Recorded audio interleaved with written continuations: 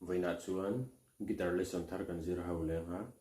vina kan zir ho le tur chu Angela Malsawmpari ngemo ti hasakha guitar Perhdan kan zir ho he lai ti in kan ha hiama e sama ji minor B minor F sharp minor ha heti kan strum ha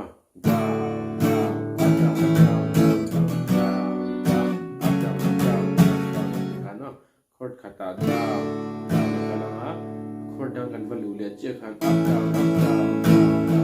no mun le na ka mu che na ka soi ne